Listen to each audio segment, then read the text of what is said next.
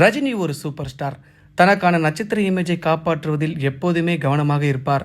ரகுமானோ வேறு விதமான சிந்தனைகளை கொண்டவர், புதிய தலைமுறையை சேர்ந்தவர். இவரால் எப்படி ரஜினி படத்துக்கு இசையமைக்க முடியும் என்று பலர் சந்தேகப்பட்டார்கள். இது வினோதமான காம்பினேஷன் என்று சிரித்தவர்களும் உண்டு. அதனால் முத்து படத்துக்கு பெரிய எதிர்பார்ப்பு இருந்தது. நீண்ட நாட்களுக்கு பிறகு தமிழ் திரை இசை மார்க்கெட்டில் கேசட் வாங்க ரசிகர்களுடைய கூட்டம் கூடியது என்றால் அது முத்து படத்துக்குத்தான். இசை வெளியானவுடன் முதலில் கேட்டவர்கள் வழக்கம் போல் உதட்டை பிதுக்கினார்கள். என்னங்க இது, ரஜினிக்கு போய் உதித் நாராயணன் பாடுறாரு, தாங்க முடியலங்க என்றெல்லாம் கமெண்ட்டுகள் வந்தன. எல்லாம் ஒரு சில நாட்கள் தான். தில்லானா தில்லானா, கொக்கு சைவ கொக்கு, ஒருவன் ஒருவன் முதலாளி, குழுவாளிலே, விடுகதையா போன்ற பாடல்கள் சூப்பர் ஹிட் ஆகின. குறிப்பாக தில்லானா தில்லானா எல்லா டாப் 10 சார்ட்டுகளிலும் முதலிடத்தை பெற்றது. ரஜினிக்கு ஜப்பானிலும் ஏகப்பட்ட ரசிகர்களை பெற்று தந்த படம் அது. படத்தின் இசையும் பாடல்களும் அந்த ரசிகர்களையும் கவரவே தென்கிழக்கு ஆசிய நாடுகளில் ரகுமான் புகழ் பெற ஆரம்பித்தது.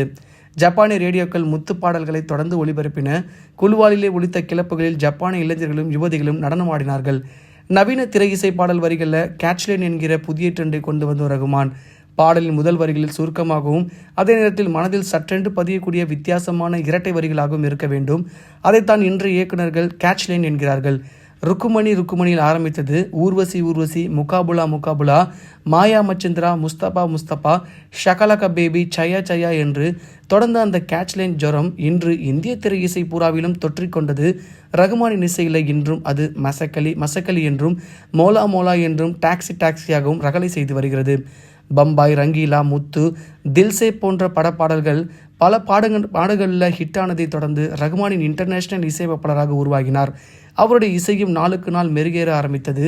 அந்த மாற்றத்துக்கு மிகப்பெரிய காரணம் அதற்கான களங்களை அமைத்து கொடுத்த ஹிந்தி மற்றும் ஆங்கில பட இயக்குநர்கள் தான். இன்னொரு விஷயம், அவர் அடிக்கடி மேற்கொண்ட இசை தொடர்பான உலக பயணங்கள். பிரபல இயக்குனர் ராகேஷ் மெஹ்ரா ரகுமானை 2000 வருடங்களுக்கு முன்பு வாழ்ந்த சீன யாத்திரிகளிடம் ஒப்பிட்டார். அவர்கள் பல்வேறு வாழ்க்கை அனுபவங்களை தேடி உலகம் முழுக்க சுற்றினார்கள். பல புதிய விஷயங்களை கண்டறிந்தார்கள். ரகுமானும் அப்படித்தான் தன் இசையை ஒரு பயணம் போல உலகெங்கும் எடுத்து செல்கிறார். தான் கேட்டு ரசித்த உலகின் பல இசை வடிவங்களை அழகாக இந்திய இசையில் எந்த தன்மையும் கெடாமல் பிணைக்கிறார் என்கிறார். ரகுமானின் இசை அங்கே பல புதிய வேவ் பாடகர்களையும் இசையமைப்பாளர்களையும் உருவாக்கியது. சாந்தனு மொய்தாரா என்கிற இசையமைப்பாளர் விளம்பரத்துறையில் பிஸியாக பணியாற்றி கொண்டிருந்தவர். ரங்கீலாவையும் தில்சேவையும் கேட்ட பிறகு விளம்பரப்பட இசை வேலைகளை அப்படியே தூக்கி போட்டுவிட்டு சினிமாவுக்குள் நுழைந்து விட்டார். உலக இசையின் தரமும் மெல்லிசைக்கான இடமும் ஹிந்தி சினிமாவில் இல்லை என்றே நினைத்து கொண்டிருந்தேன். ரகுமான் அதை அட்டகாசமாக கொண்டு வந்திருந்தார். அவர் கொடுத்த நம்பிக்கை தான் நான் திரை இசைக்கு வந்ததற்கே இன்ஸ்பிரேஷன் என்கிறார் அவர். நான் ஆர்.டி. பர்மனின் இசையை கேட்டுதான் வளர்ந்தேன். ஒரு கட்டத்தில் இந்தி சினிமா இசையே வெறும் வெற்று கூச்சலாக எனக்கு கேட்டது. அதன் மீது வெறுப்புற்று இருந்தேன். ரகுமானின் வருகைக்கு பிறகு எல்லாமே மாறியது. நானும் இந்தி சினிமா இசையமைப்பாளராக வேண்டும் என்கிற ஆசை அவருடைய இசையை கேட்ட பிறகுதான் அழுத்தாரமாக தோன்றியது என்கிறார். இசையமைப்பாளராக மாறிய விஷால் ரகுமானின் தில்சே பட மியூசிக் ஆல்பம் நவீன இந்தி இசையின் என்சைக்ளோபீடியா என்கிறார் அவர். மணிரத்னம், ராம்கோபால் வர்மா, சேகர் கபூர், தீபா மேத்தா, ஓம் பிரகாஷ் மெஹ்ரா, சுபாஷ் கை, அசுதோஷ் போன்றவர்களுடன் பணிபுரிய நேர்ந்தது ரகுமானுக்கு கிடைத்த மிகப்பெரு அனுபவம். நஸ்ரத் வே அலிகான், அட்னன் சாமி, அம்ஜத் அலிகான், பூபன் அசாரிகா, பண்டிட் விஸ்வமோகன் பட் போன்ற உன்னத கலைஞர்களுடன் அவர் கைகோர்த்தார். அதே போல ஜாவத் அக்தர், குல்சார், பிரசின் ஜோஷி போன்ற உலக புகழ்பெற்ற படைப்பாளிகளுடன் பணிபுரிந்து சில சமயம் பாடல்களை சேர்ந்தும் எழுதியது அவர் இசை மேலும் மேலும் கூர்மக்கூடிய உதவியது. குல்சார் ஒரு கட்டத்தில் ரகுமானை இப்படி புகழ்ந்தார். அவர் தான் ஒரு கூட்டுக்குள் பாடி எழுதி கொண்டிருந்த எங்களுக்கு விடுதலை பெற்றுக் கொடுத்தார். காலங்காலமாக எந்த மாற்றமும் இல்லாமல் போரடித்து போய் இருந்த பாடல்களின் கட்டமைப்பை உடைத்து எங்களின் கற்பனையை எல்லையற்ற சுதந்திர வனத்துக்கு கொண்டு வந்தது ரகுமான் தான். தன் இந்தி சினிமா வாழ்க்கையில் எத்தனையோ ஹிட்களை கொடுத்திருந்தாலுமே தில்சே தான் ரகுமானின் முதல் international super hit. America, England மற்றும் ஐரோப்பிய நாடுகளில் மிகப்பெரிய ஹிட் அது. சையா சையா பாட்டு சுக்விந்தர் சிங் என்கிற சாக்லேட் பையனை அறிமுகப்படுத்தியது. இங்கிலாந்தின் எஃப்எம் ரேடியோக்களிலெல்லாம் தொடர்ந்து ஒலித்தது அந்த பாடல். விரைவில் காட்டுத்தீயாக ஐரோப்பாவிலும் பரவியது. மிகல் செரிவோவ் என்கிறவர் ருமானிய நாட்டின் பிரபலமான சினிமா விமர்சகர், டிரான்சிஸ்லேனியா உலக சினிமா விழாவின் கலை இயக்குனரும் கூட. சையா சையா பாட்டை முதலில் கேட்டபோது எனக்கு புதிய உணர்வு ஏற்பட்டது. காதுக்கு இனிமை யாக்காவோ கேட்டவுடன் பிடித்து போன ஒன்றாகவோ முதலில் தெரியவில்லை. ஆனால் கேட்க கேட்க அது மிகவும் ஃப்ரெஷ்ஷான மனநிலையை ஏற்படுத்தியது. மிக நவீனமான இசை, பாரம்பரிய இந்திய இசையை தற்போதைய உலக இசைக்கு கொண்டு வந்த பாட்டு அது என்று புகழ்ந்தார். பிற்பாடு இதே சிர்லோவ் ரகுமானின் லகான் பாடல்களை கேட்க நேர்ந்தது. பரவசமான அவர் ரகுமானின் பெரும் ரசிகராகவே மாறிவிட்டார். பாலிவுட் இசை பற்றி எனக்கு ரொம்ப நன்றாகவே தெரியும். ஆனால் அந்த இசையை தனி ஒரு ஆளாக வேறு இடத்து கொண்டு போய்விட்டார் ரகுமான் என்றார்.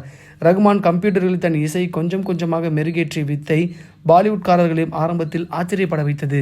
இசை உலகில் இருந்த சில பியூரிஸ்டுகள் அதை விமர்சனமுகமாக செய்தார்கள். அப்பொழுது ரகுமான் சொன்னார், நாம் 2021ஆம் நூற்றாண்டுக்கு அருகில் இருக்கிறோம். ஆனால் நான் இன்னும் 19ஆம் நூற்றாண்டிலேயே வாழ வேண்டும் என்று சிலர் விரும்புகிறார்கள். டெக்னாலஜி இசையில் புகுத்துவது என்ன தவறு என்று எனக்கு தெரியவில்லை. 6 மாதங்களுக்கு முன்னால் நான் வாங்கிய கம்ப்யூட்டர் தயாராவதற்கு 3 நிமிடங்கள் எடுத்துக்கொண்டது. அப்போது வாங்கியிருக்கும் கம்ப்யூட்டர் 3 நொடிகளிலேயே தயாராகிவிட்டது. உலகம் இத்தனை வேகமாய் போய்கொண்டிருக்கும் போது நாமும் அதனுடன் ஓட வேண்டாமா? ஒரு சின்ன அர்ஸ்டுகளில் நான் கம்போஸ் செய்து இசையமைப்படுத்தி கொண்டு என்னால் உலகம் முழுக்க போக முடிகிறது. அங்கே நான் கேட்கும் பல அபூர்வமான எத்னிக் இசையின் பல வடிவங்களை தன் இசையுடன் இணைக்க முடிகிறது. டெக்னாலஜி என்பது மிக பெரிய மிருகம் போன்றது. அதை எப்படி நாம் கைக்குள் அடக்க வேண்டும் என்பதை நாம் தான் புரிந்து கொள்ள வேண்டும். என் இசைக்கு தேவையான என் பிடிக்குள் இருக்கக்கூடிய மியூசிக் சாஃப்ட்வேர்களை கொண்டு வர எனக்கு 3 வருடங்கள் பிடித்தன. உண்மைதான், ரகுமான் உலகில் எங்கே சென்றாலுமே கூட தன் ஸ்டூடியோவை கூட்டிக் கொண்டு போவதில்லை. அற்புதமான சாஃப்ட்வேர்களை உள்ளடக்கிய சிறிய ஹார்ட் டிஸ்க் தான் அத்தனை ரகசியங்களையும் உள்ளடக்கி கொண்டு அவருடன் பயணிக்கிறது. லண்டனோ நியூயார்க்கோ பாரிஸோ எங்கு சென்றாலும் அவர் அந்த ஹார்ட் டிஸ்க்குகளை ஒரு கம்ப்யூட்டர்களில் இணைத்து உடனே இசையமைக்க முடியும். அதை ஆடியோ ஃபைல்களாக கோடம்பாக்கத்துக்கு இணையதளத்தின் மூலமாக உடனுக்குடன் அனுப்ப முடியும். நவீன இசையின் டெக்னாலஜி பற்றி இந்தியாவிலேயே அதிகம் தெரிந்த இசையமைப்பாளர் ரகுமான் தான் என்கிறது இன்ஃபர்மேஷன் டெக்னாலஜி. துறைக்கான பத்திரிகைக்கான எக்ஸ்பிரஸ் கம்ப்யூட்டர். இந்திய இசை சரித்திரத்தில் டேப்புக்கு டாட்டா காண்பித்த முதல் இசையமைப்பாளர் அவர்தான். விமானத்தில் செல்லும்பொழுது லேப்டாப்பில் இசையமைத்த முதல் இந்திய இசையமைப்பாளரும் அவர்தான். ரெக்கார்டிங் ஸ்டுடியோவை தொழில்நுட்ப பூங்காவாக மாற்றிய முதல்வனும் அவரே. அவருடைய விருப்பமான கம்ப்யூட்டர் சிஸ்டம் மேக்னிடோஸ் நிறுவனத்தின் மைக்ரோசாஃப்டின் எதிரி ஆப்பிள் கம்ப்யூட்டர். ஸ்டுடியோவில் உள்ள 12 Power Mac computer, 2 PowerBook லேப்டாப்புகள், ஐபுக் என்று எல்லாமே ஆப்பிள் தயாரிப்பு தான். அடிக்கடி தன் கம்ப்யூட்டர் மூலம் இசைக்கருவிகளை அப்டேட் செய்வார் ரகுமான். அதனால் இது இன்னும் மாறி இருக்கலாம். இந்த கம்ப்யூட்டரில் ஒரு இசைக்கோப்பை 1,00,000 தடவைகள் எடிட் செய்யலாம். உலகம் எங்கும் உள்ள பெரும்பான்மையான இசை கலைஞர்களின் விருப்பத்திற்குரிய கம்ப்யூட்டர் ஆப்பிள். இது வெறும் மெஷின் அல்ல, இதற்கென்று ஒரு தனியான அப்டேட் உண்டு என்பார் ரகுமான் செல்லமாக. தற்போது ஆப்பிள் G3 ப்ராசஸர்களை உபயோகித்து வரும் ரகுமான் விரைவில் அடுத்த ஜெனரேஷனுக்கு மாறப்போகிறார். ரகுமான் ஸ்டுடியோவில் உள்ள கம்ப்யூட்டர்கள் எல்லாம் நெட்வொர்க்கிங் என்கிற முறையில் ஒருங்கிணைக்கப்படவில்லை. ஒவ்வொன்றும் தனி ராஜ்யம். அதில் சலவை செய்யப்படும் இசை கடைசியில் ஒரு இடத்தில் ஒருமுகப்படுத்தப்படும். ஒரு தேர்ந்த கம்ப்யூட்டர் நிபுணர் போல இந்த சிஸ்டத்தை வடிவமைத்தார் ரகுமான். சரி, இதெல்லாம் டெக்னாலஜி. தன் இசையின் வெற்றிக்கான காரணங்கள் ஒன்றாக ரகுமான் சொல்லுது. அது இன்னொரு சைக்காலஜி. அது என்னன்றதை அடுத்த வீடியோவில் பார்க்கலாம். மறக்காம நம்ம சேனலில் லைக் பண்ணி ஷேர் பண்ணி கமெண்ட் பண்ணுங்கள், சப்ஸ்கிரைப் பண்ணுங்க மக்களே.